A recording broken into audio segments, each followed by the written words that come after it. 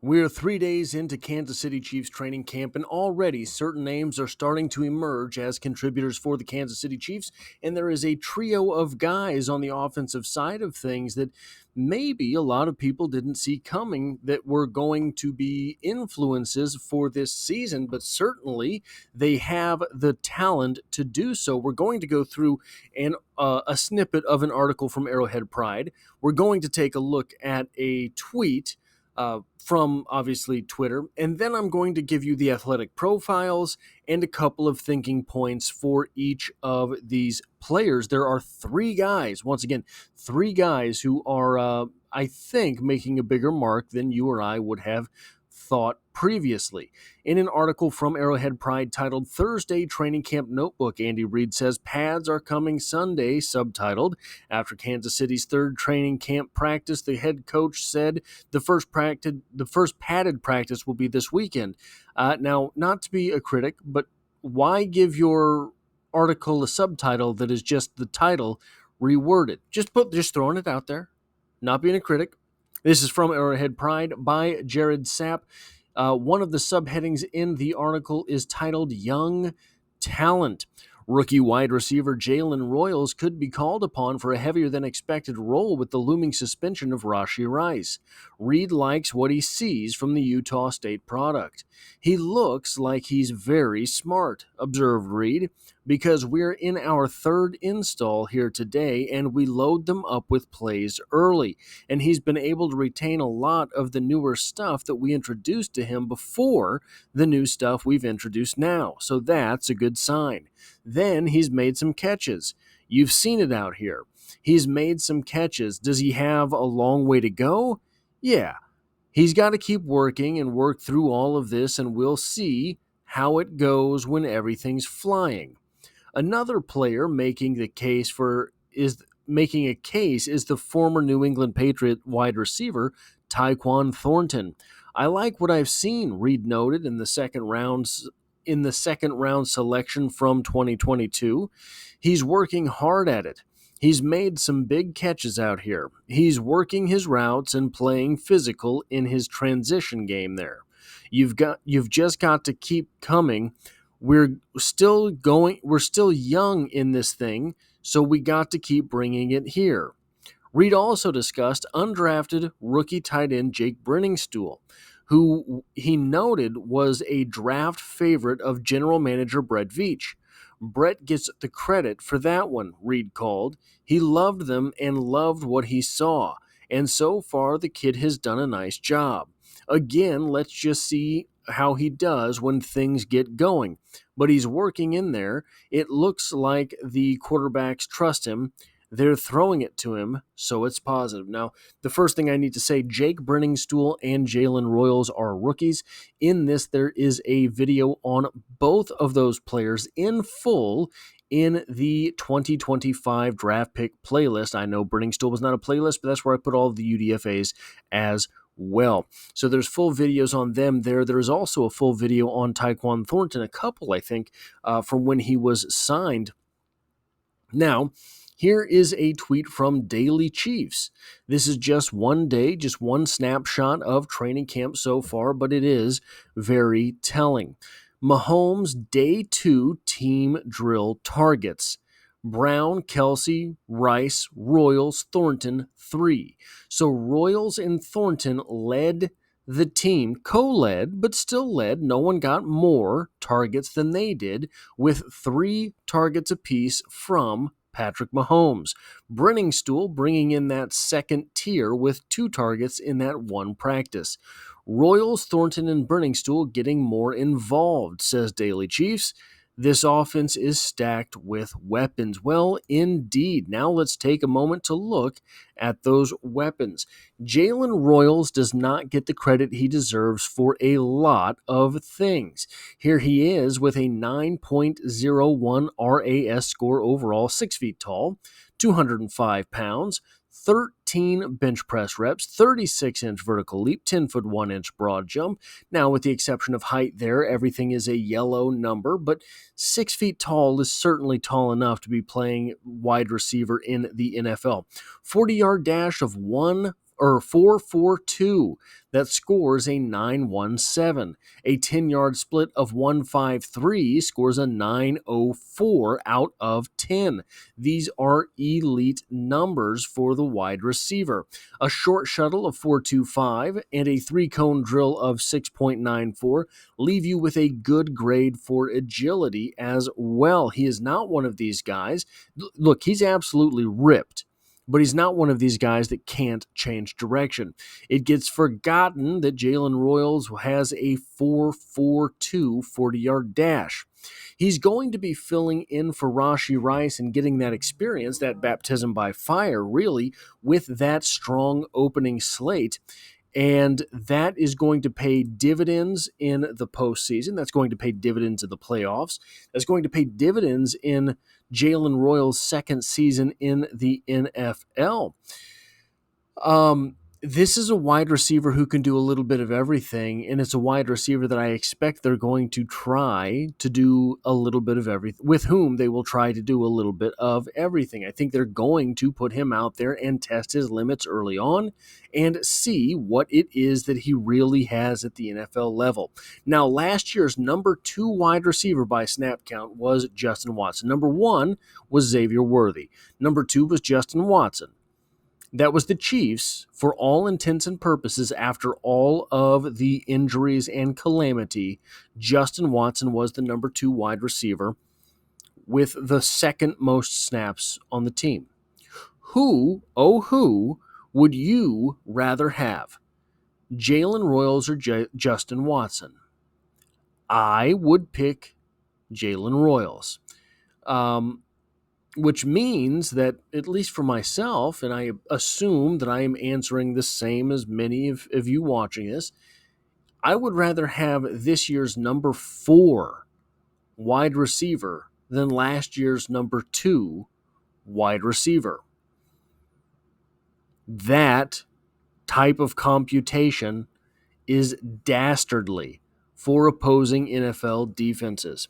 Now, the next player on this list is, of course, Taekwon Thornton. 8.56 RAS, but that's because he has some really poor grades. For example, his weight at 181 pounds. But he is 6'2", basically 6'2 and a half, 181 pounds, a 36.5-inch vertical leap, a 10-foot 10-inch broad jump. Then he's got some not great agility numbers, but he is a straight line speed guy, proving that with a 4.28 40-yard dash and a 1.41 10-yard split. These are absolutely insane numbers. Why do the Chiefs have him? You see this Patriot symbol right at the top there. Well, things didn't work out with the Patriots. The former second-round pick, the former wide receiver taken in the second round, just didn't ever get things off the ground in New England. I kind of would have been all right if the Chiefs had traded Sky Moore for Taekwon Thornton in a swap of second-round wide receivers who didn't cut it. It's easy to forget because he has a whole other city behind him. He has all of the baggage that comes with draft bust attached to him. But it's easy to forget that Taekwon Thornton is still only 24 years old. No, things didn't work out with the Patriots. No, he's not going to be the number 1 wide receiver in Kansas City. But he doesn't have to be. All he has to do is take that coverage out of the scene for about half the game and be ready for 3 targets. You're going to get 3 targets if you're Taekwon Thornton in each game. You've got to make the best of them, right? So that, I think, is all he has to do for the Kansas City Chiefs in order to have reclaimed his career. Speaking of Sky Moore had a 7.58 RAS score compared to an 8.56. He was 5'9", 195 with 15 reps. Here we have 6'2 and a half, 181 with 0 reps. Refused to do the bench press. 34.5-inch vert, 10-foot 5-inch broad jump. So you're getting 2 inches additional on the vertical, and I already forgot what number that was. 5 inches on the broad jump. Sky Moore ran a respectable 4.41 40-yard dash and an elite 1.46 10-yard split. Neither of those numbers touch Taekwon Thornton's 4.28 40-yard dash and 1.41 10-yard split. 4.32 and 7.13 on the agility drills. So 4.32 and 7.13, they're not terribly far off as far as those things are concerned. And then the final name worth talking, or that was mentioned in the article, really, Jake Brenningstool, the UDFA tight end out of Clemson, a 6.29 RAS score, 6'5.5", 241 pounds, a 31-inch vertical, a 9'7" broad jump, a 4.75 40-yard dash with a 1.66 10-yard split. Not the most impressive athletic profile, I will grant you that. But when you put all of these numbers on a guy who really knows how to play football, it looks a lot better than previously it did. Now, that little matrix on your screen there are the tight end statistics from last season. You had Travis Kelce with 97 receptions on 133 targets, 823 yards, 3 touchdowns. Far from Travis Kelce's greatest season, still pretty good in the NFL. There's not a whole lot of stat-producing tight ends at that level. Even now, with the tight end being profligated as it has been. By the way, you have Tony Gonzalez to thank for that. Noah Gray was second on the team for tight ends with 49 targets, 40 receptions, 437 yards, and 5 touchdowns. Then it falls off an absolute cliff. So Travis Kelce and Noah Gray are back this season. They're probably the number 1 and number 2 tight ends. I think Jared Wiley is going to do well for himself this season. I think he'll be the number 3 tight end. The number 3 tight end last year was Peyton Hendershot, 5 targets, 5 receptions, 51 yards. Yeah, I think Jared Wiley can do better than that in a whole season. I think Jake Brenningstool can do better than that in a whole season. The number 4 tight end was, of course, Jared Wiley, but we're going to be fair because Jared Wiley was injured. We're going to say Jared Wiley and Jody Fortson combined for 1 player, meaning that 1 player got 4 targets, 2 receptions, and 12 yards. Not terribly difficult production to replace. So, with Jake Brenningstool simply being on the team, he raises the floor of those positions. He raises the floor of tight end. He raises the floor of what the Kansas City Chiefs can do with multiple tight end sets. I do think that for whatever reason, that is a big part of what the Chiefs want to do. I think probably what you're looking at is if you have 2 tight ends on the field that are receiving threats, what teams tried to do against Patrick Mahomes in the 2018 season was just give you a too high safety look. Makes for a lighter box, but the Chiefs didn't have anything to really threaten the middle of the field without Travis Kelce. Or I guess I should say outside of Travis Kelce. So when they did that, it took away a big part of the offense. It took away the offense's explosion. The Chiefs now have Travis Kelce. Noah Gray has matured. Jared Wiley is a big, strong guy that runs pretty well. And now Jake Brenningstool is as well. So they have all of these guys who are real big and they can really run. Well, how do you cover that? How do you defend that? What are you deciding to do with that? Do you want to go with safeties?